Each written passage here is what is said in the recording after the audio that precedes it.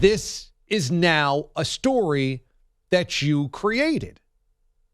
Because Kyrie could say, man, I don't hear that type of stuff. I'm playing basketball. I'm locked into the game. It's what every other athlete, every other coach has ever said. Man, I don't hear anything when we're out there. I'm too locked in. You think Michael Jordan's fighting with 20,000 Detroit fans? You think LeBron is fighting with 20,000 Celtic fans? You think Kareem is fighting with 20,000 Celtics fans? No, it just didn't matter. Or if it did, they weren't going to admit that those guys got to him.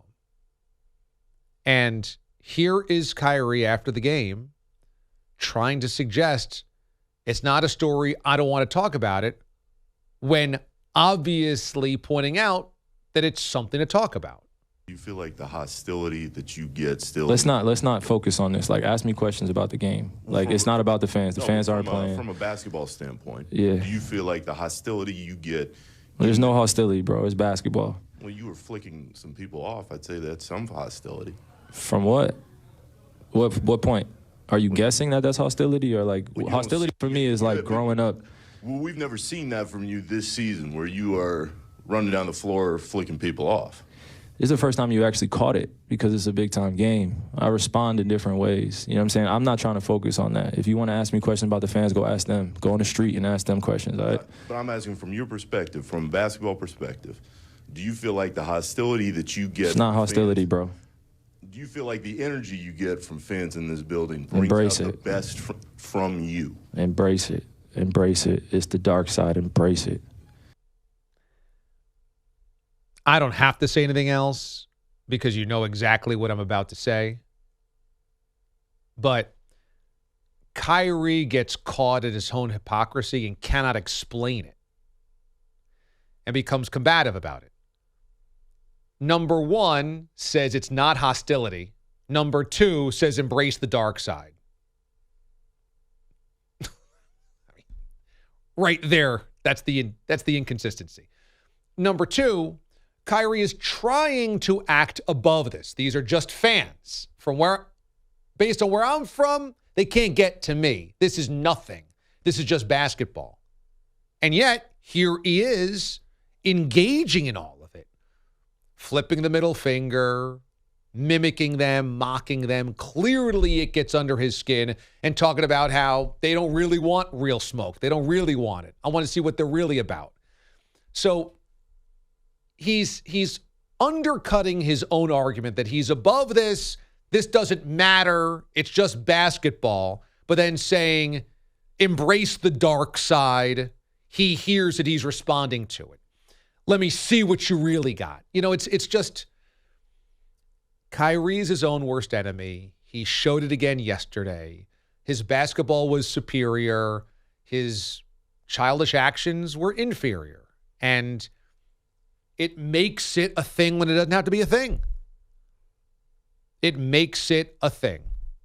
And probably Kevin Durant and Kyrie Irving are perfect for each other because they hear every slight and they want to respond to every heckler and they can't get out of their own way. But this is what has made Kevin Durant and Kyrie Irving so difficult, I think, to completely embrace. Their basketball is so obviously wonderful and entertaining and impressive. And yet their attitude towards everything else seems to be so lacking, so childish, so self-absorbed. And look, I mean, at halftime or after the game, basically Barkley and Shaq are saying,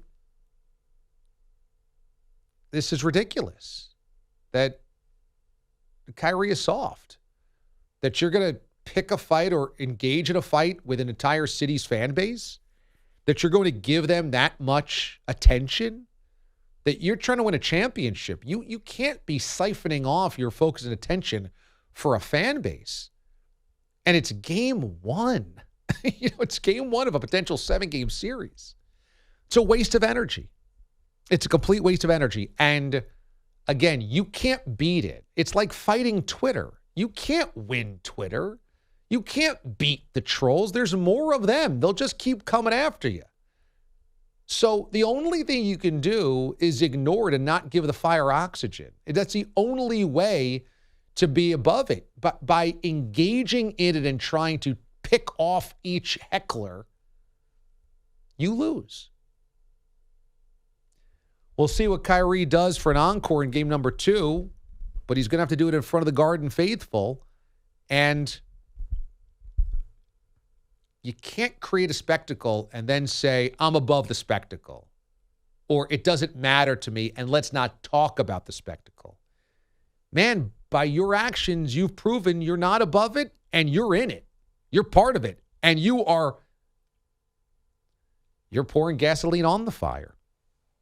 You don't think the Celtics fans, seeing that they're getting to you, seeing that you're giving them the finger, seeing that you're frustrated and mimicking them, you don't think that they're only going to pour it on heavier?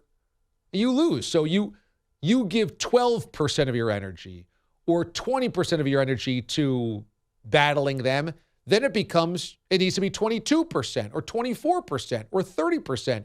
And it's a losing ratio.